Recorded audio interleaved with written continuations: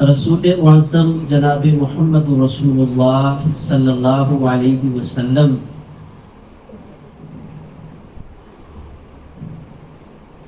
مقام حدیبیہ میں موجود ہیں،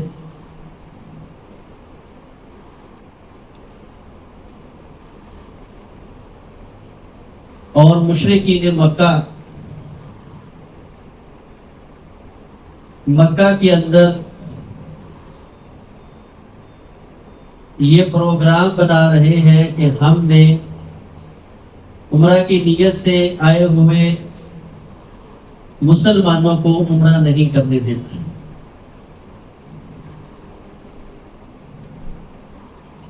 حتیٰ کہ رسول اللہ صلی اللہ علیہ وسلم نے ان کے ساتھ سفارت کے ذریعے مذاکرات کیے اور آپس میں ایک معاہدہ طے پایا جس کو صلح حدیبیہ کہا جاتا ہے۔ اب اس میں نبی علیہ الصلوۃ والسلام نے جو شرائط رکھی تھی کہ اس سال ہم واپس جائیں گے، اگلے سال واپس لوٹیں گے، اسلحہ ساتھ نہیں ہوگا، صرف عمرے کی نیت کے لیے 3 دن ادھر ٹھہریں گے، یہاں سے واپس پلٹ جائیں گے، کوئی ہمارا بندہ آپ کے پاس آتا ہے واپس نہیں ملے گا، آپ کا بندہ ہمارے پاس آ جاتا ہے تو ہم اس کو تمہاری طرف واپس لوٹا دیں گے۔ تو یہ ظاہری طور پر شرائط ایسی تھی کہ مسلمان اس میں ظاہری پستی کا شکار تھے۔ اسی دوران رسول اللہ صلی اللہ علیہ وسلم ابھی معاہدہ کر رہے تھے کہ ان کا بیٹا جو ہے، جو معاہدہ لکھ رہا تھا نبی علیہ الصلوۃ والسلام کے ساتھ، سہیل، وہ مسلمان ہو گیا اور وہ وہاں پہنچ گیا۔ صحابہ موجود ہیں، تو یہ کہنے لگا کہ معاہدے کا آغاز میرے بیٹے سے ہی ہوگا، آپ میرا بیٹا میرے حوالے کا۔ ابھی معاہدے پہ دستخط نہیں ہوئے تھے۔ نبی علیہ الصلوۃ والسلام نے فرمایا کہ معاہدہ مکمل ہوگا تو ہی عمل ہوگا۔ وہ کہنے لگا اگر یہ بات نہیں تو ہمارا اور تمہارا کوئی معاہدہ نہیں۔ نبی علیہ الصلوۃ والسلام نے اس کا ہاتھ پکڑا اور اس کے ہاتھ میں دیا، تو وہ آگے سے مسلمانوں کو مخاطب کر کے کہتا ہے کہ میں جہالت کے اندھیرے سے نکل کے تمہاری طرف آیا، اور اس لوگوں نے اللہ کے لیے مجھے کتنی تکلیف میں ڈالا ہے، تمہیں اس چیز کا خوب اندازہ ہے، اور تم اپنے ہاتھوں سے مجھے ان کے حوالے کر رہے۔ یہ بات کہی اور معاہدہ مکمل ہوا، وہ واپس چل گئی۔ حضرت عمر بن خطاب رضی اللہ تعالیٰ عنہ ذرا جذباتی اٹھے اور فرمانے لگے، اللہ کے رسول صلی اللہ علیہ وسلم، آپ مجھے یہ بتائیں، الست نبی اللہ حقا، کیا آپ اللہ کے سچے نبی نہیں ہیں؟ نبی علیہ الصلوۃ والسلام نے فرمایا، عمر کیوں نہیں، میں اللہ کا سچا نبی ہوں۔ فرمایا السنا علی الحق وعدونا علی الباطل، کیا یہ بات نہیں ہے کہ ہم حق کے اوپر موجود ہیں اور ہمارا دشمن باطل کے اوپر موجود ہے؟ قتلانا فی الجنہ وقتلاہم فی النار، ایسی بات نہیں ہے کہ ہمارے مقتول سب جنت میں جائیں گے اور ہمارے ہاتھوں سے جو ان کا بندہ قتل ہوگا وہ جہنم میں جائے گا۔ آپ نے فرمایا عمر اسی طرح ہے۔ تو فرمایا اللہ کے رسول، مجھے بس یہ بات بتلائیں، پھر اتنی جھک کے ہم صلح کیوں کریں؟ نہیں مانتے تو وہ نہ مانے، ہم لڑنے کے لیے تیار ہیں۔ رسول اللہ صلی اللہ علیہ وسلم نے ان ساری باتوں کا ایک جواب دیا، فرمایا انی رسول اللہ ولا عاصی ربہ، اے پیارے عمر، بس اتنی بات جان لی کہ میں اللہ کا رسول ہوں۔ ساری باتوں کا ایک جواب ہے کہ میں اللہ کا رسول ہوں۔ فرماتے ہیں میں کیا بات کروں. یہاں سے تھوڑا سا توقف کیا, میں اٹھا, سیدھا ابو بکر صدیق رضی اللہ تعالیٰ عنہ کے پاس. یہی سوالات وہاں دہرائے. علیہ نبی اللہ حق, اللہ کے نبی کوئی سچے نبی نہیں ہے, کوئی معاملہ ہے.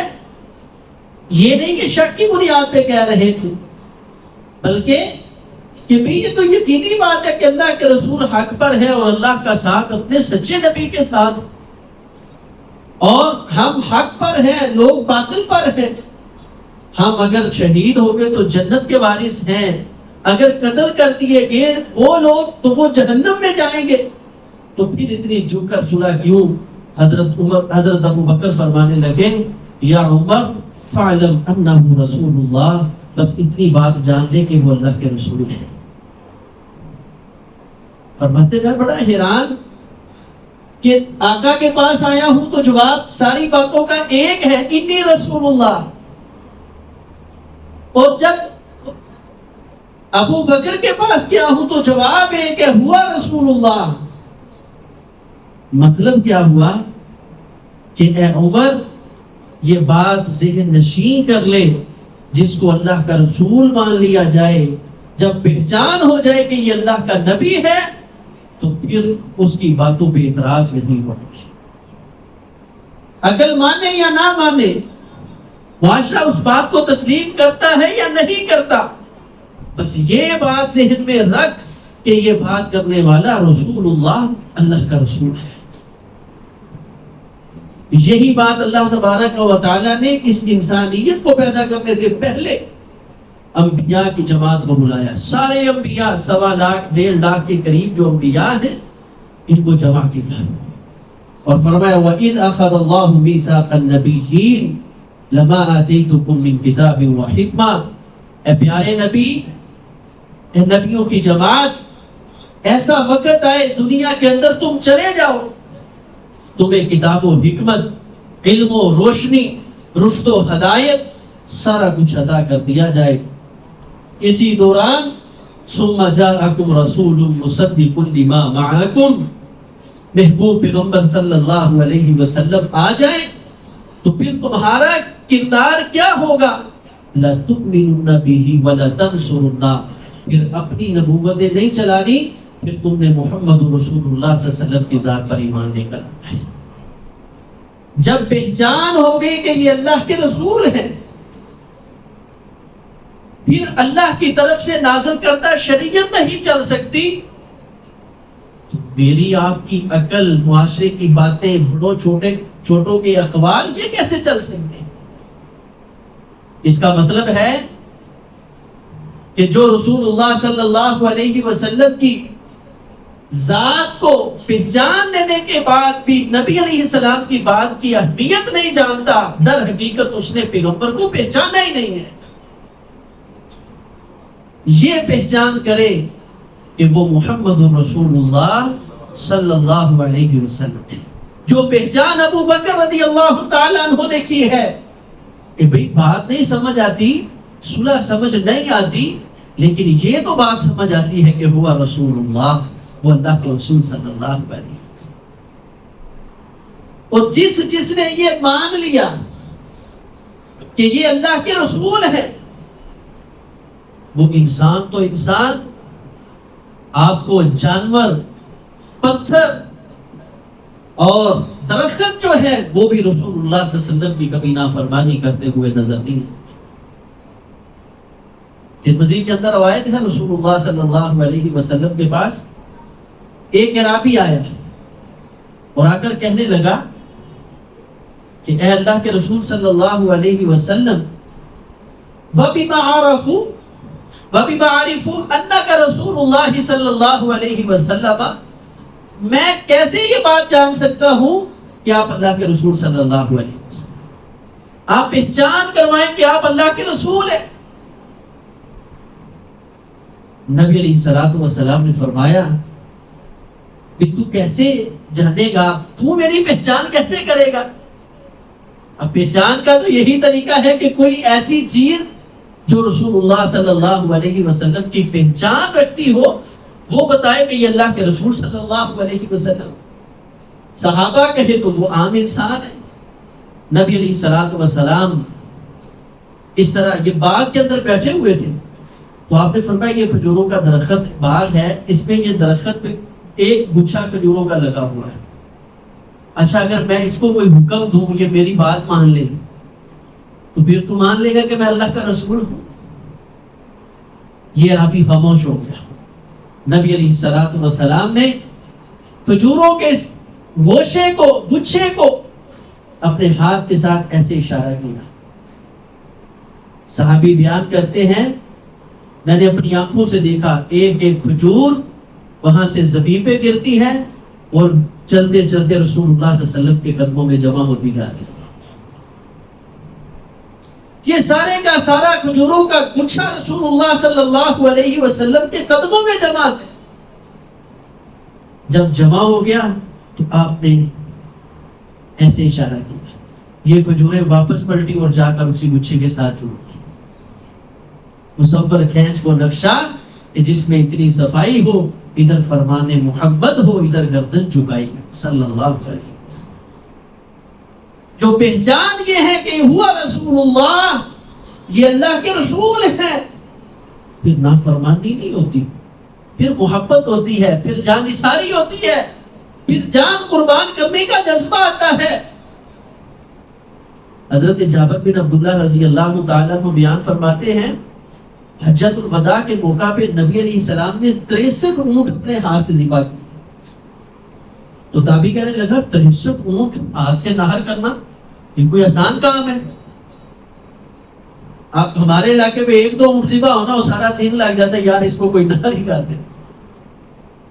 تو یہ اس نے تعجب کا اظہار کیا. حضرت جابر فرمانے لگے تعجب کرنے والے تجھے میں کیا بتاؤں, آج بھی وہ نقشہ میرے سامنے ہے کہ پیغمبر میدان مینا میں ہے, آقا کے ہاتھ میں یہ چھرا یہ خنجر ہے, ذبح کرنے کا آلہ ہے, اور اونٹ ایک دوسرے کے اوپر کود رہے ہیں. اگر چھری پیغمبر کے ہاتھ میں ہے تو ذبح ہونے کے لیے پہلے میں تیار. آقا پہلے مجھے نہر کر دیں, کیوں؟ مجھے علم ہے کہ آپ اللہ کے رسول ہیں, یہ میری سعادت ہوگی کہ آپ کے ہاتھ کے اشارے, آپ کے ہاتھ کے زور سے میری جان نکل جائے. جو رسول اللہ صلی اللہ علیہ وسلم کو اللہ کا رسول مانتے ہیں, ان کا کردار, ان کا اسوہ وہ یہ ہے. رسول اللہ صلی اللہ علیہ وسلم اسی طرح ایک دن مسجد نبوی میں بیٹھے تو باہر شور ببا ہو گیا, بچ جاؤ بچ جاؤ, پیچھے ہٹ جاؤ. نبی علیہ الصلوۃ والسلام بہت دلیر آدمی تھے اور اپنے مقتدی اپنی امت کا بڑا احساس اور خیال کرنے والے تھے.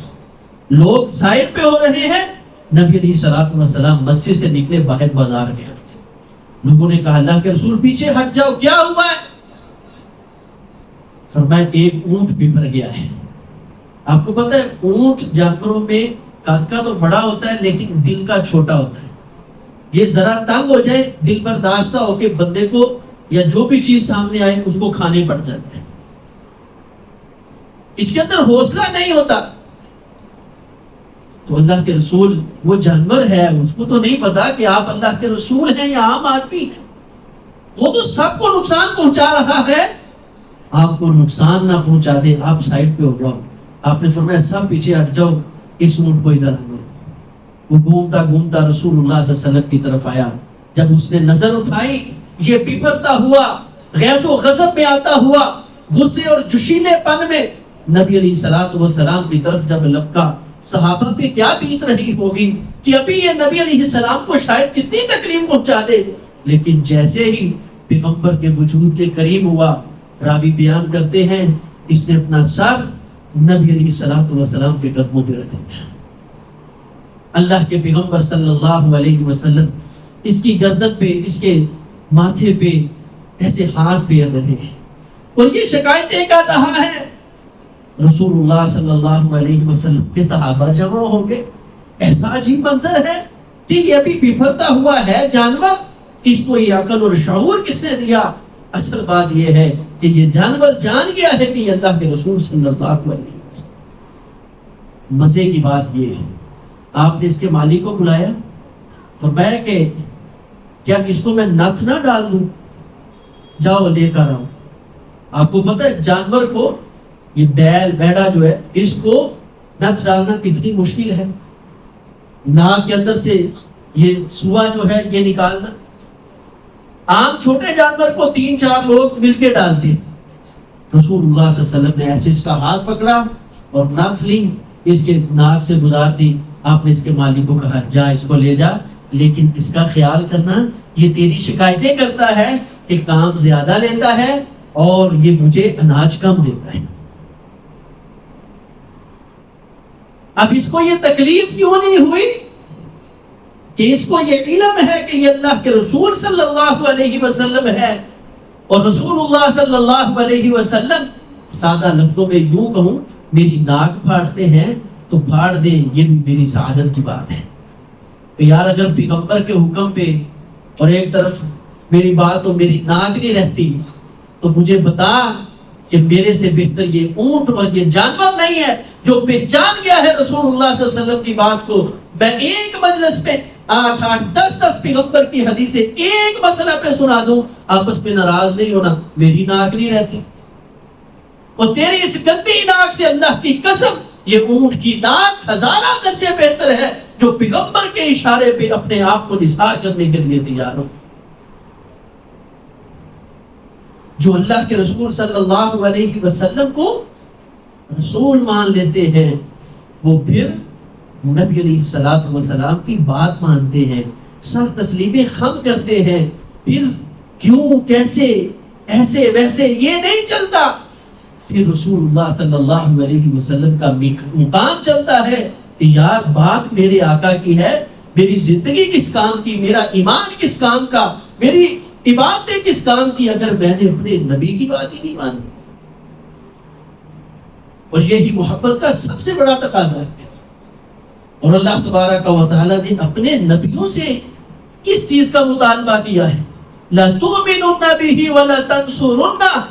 اے میرے پیارے نبیوں، میرے نبی کی آمد پر تمہارا کردار کیا ہو؟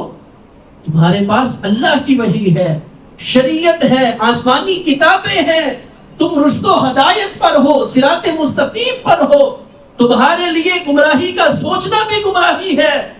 لیکن نبی کی آمد پہ کردار کیا ہے؟ لَتُؤْمِنُنَّ بِهِ وَلَتَنْصُرُنَّ۔ تمہارا دل جو ہے وہ ایمان کے ساتھ سج جائے اور تمہارے دلوں پہ ایمان کی بہار آ جائے، یہ تمہارا کردار۔ اگر یہ کردار نہیں ہے تو فرمایا اگر کوئی تم میں سے پھر گیا،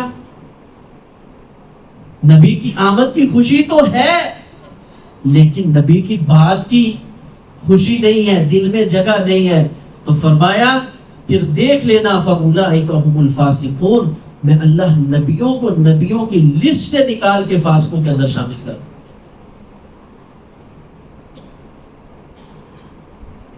اب سوچنے کا مقام یہ ہے کہ جب نبیوں کے لیے اتنی سخت وعید ہے تو میری ساری زندگی اپنی مرضی کے مطابق گزر جائے، میں پھر بھی محب مصطفیٰ، میں پھر بھی رسول اللہ صلی اللہ علیہ وسلم کا حبدار اور وفادار، مجھے کوئی پرواہ نہ ہو کہ میرے سامنے جس مسئلے پہ میں اٹ گیا ہوں پیغمبر کے فرامین آ رہے ہیں، نبی علیہ الصلوۃ والسلام کے ارشادات عالیہ آ رہے ہیں، مجھے اس کی کوئی فکر نہیں ہے۔ اس لیے رسول اللہ صلی اللہ علیہ وسلم کے مقام اور مرتبے کو جب آپ جان لیں، آپ نے پہچان لیا ہے، اس کا تقاضا یہ ہے کہ نبی علیہ السلام کی بات کو ماننا ہی ماننا ہے، انکار نہیں ہے۔ رسول اللہ صلی اللہ علیہ وسلم احد پہاڑ کے اوپر چڑھے تو یہ احد پہاڑ یوں لگتا ہے محبت میں جو ہے وجد کے اندر آ کے گھومنے لگا، حرکت کرنے لگا۔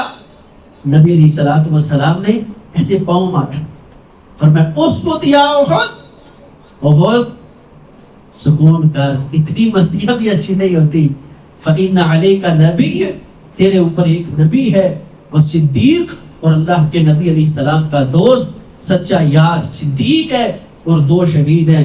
صحابی بیان کرتے ہیں نبی علیہ السلام کا یہ کہنا تھا، احد پہاڑ اسی جگہ ٹھہرے گئے۔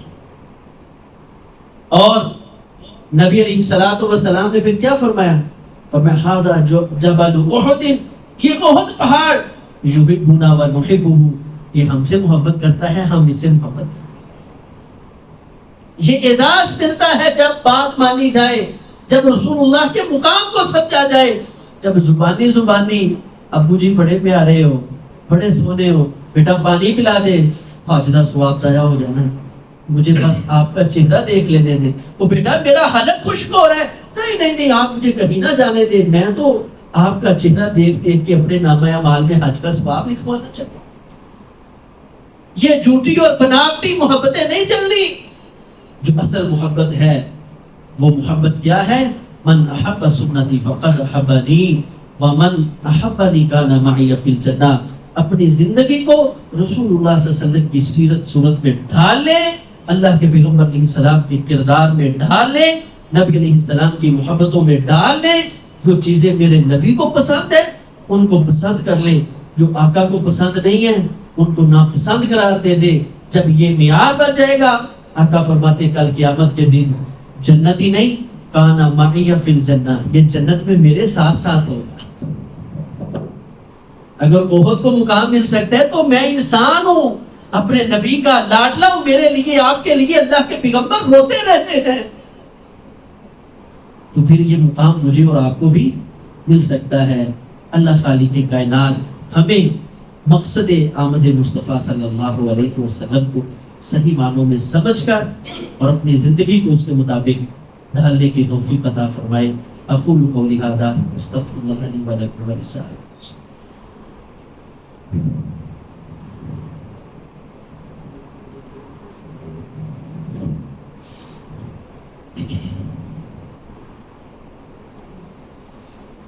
ان الحمد للہ نحمده ونستعینه ونستغفره ونعوذ باللہ من شرور انفسنا ومن سیئات اعمالنا من يهده الله فلا مضل له ومن يضلل فلا هادي له اشهد ان لا اله الا الله وحده لا شريك له واشهد ان محمدا عبده ورسوله اللهم صل على محمد وعلى ال محمد وبارك وسلم علیہ۔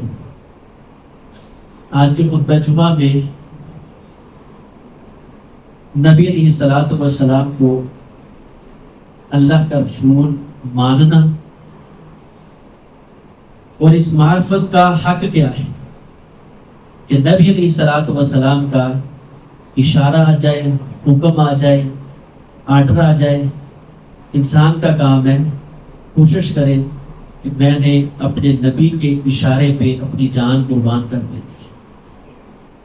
اور یہ کہہ دینا، نعرہ لگا لینا یہ بہت آسان ہے، اور جب انسان پریکٹیکل لائف میں چلتا ہے تو پھر یہ چیزیں بعض اوقات انانیت جو ہے، خاندانی رسمیں، یہ انسان کو آڑے آ جاتی ہیں۔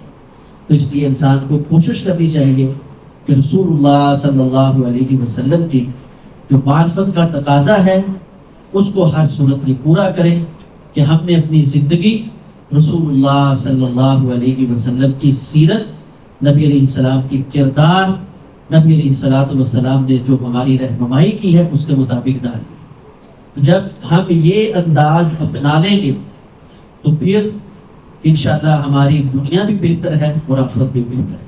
اور نبی علیہ السلام نے یہ ہمیں خبر دی ہے، کانا معی فی الجنہ، وہ میرے ساتھ جنت میں ہوگا۔ یہ کتنا بڑا اعزاز ہے۔ آپ کو مختصر سا واقعہ سنا دوں۔ نبی علیہ السلام جب مسجد نبوی تعمیر کی تو پہلے یہ ممبر، ڈائس، یہ چیزیں نہیں تھیں۔ مسجد کے اندر کھجوریں، وہ جگہ کھجوروں کی تھی، تو آپ نے ایک کھجور کا تنا اس کو اوپر سے کاٹ کے اکیلا تنا رکھا، اور ایسے آپ ٹیک لگا کے جمعہ پڑھایا کرتے، ایسے پکڑ لیتے، سہارا لیتے۔ تو ایک عورت تھی، اس نے کہا اللہ کے رسول صلی اللہ علیہ وسلم، میں آپ کے لیے ممبر نہ بنا دوں؟ ایک تو آپ زمین پر کھڑے ہوتے ہیں، اونچے ہو جائیں گے، اور اس پہ آپ سہارا لیں تو وہ زیادہ بہتر ہو جائے گا۔ آپ نے فرمایا ٹھیک ہے۔ اس نے چند دنوں کے بعد ممبر بنا دیا، نبی علیہ السلام ممبر پر جب جلوہ افروز ہوئے تو عبداللہ بن مسعود فرماتے ہیں ہم نے مسجد کے اندر رونے کی آواز سنی.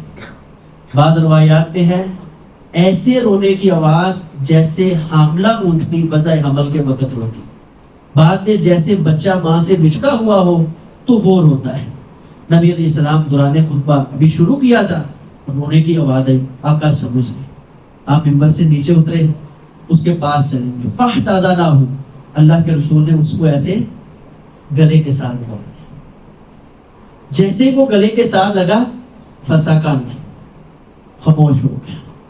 اب نبی علیہ السلام نے ایسے اس کی طرف دیکھا اور آپ اس کو کیا انداز اپنایا ہوگا، دلاسا دیا اور فرمایا کہ میں تجھ سے وعدہ کرتا ہوں تو جنت میں میرے ساتھ ہوگا. اب خاموشی کا تو میں تیرے سے وعدہ کرتا ہوں تو جنت میں میرے ساتھ ہو. صحابی بیان کرتے ہیں یہ بات کہہ کے نبی علیہ السلام واپس پلٹے. اب یہ خاموش ہے. نبی علیہ السلام نے حکم دیا اور فرمایا اس کو یہاں سے اکھاڑ کے یہی زمین کے اندر جو ہے نا دبا دیا جائے. یہ ریاض الجنہ ہے نا، نبی علیہ السلام کی جنت جو ہے جنت کا. آپ نے فرمایا بھی اس کو ادھر، اور فرمایا یہ درخت کل قیامت کے دن میری جو اللہ مجھے جنت عطا فرمائیں گے وہاں یہ درخت بھی ہوگا. یہ ہے رسول اللہ صلی اللہ علیہ وسلم کی رفاقت اور ساتھ، جس کے لیے درخت تڑپتے ہیں. یار میں اور آپ تو انسان ہیں، اشرف المخلوقات ہیں، شیطان نے ہماری مت مار دیا ایک دنیا کی خاطر.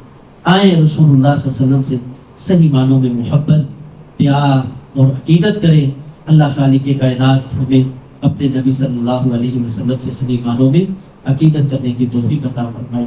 اقول قولی ھذا استغفر اللہ لی ولکم ولسائر المسلمین.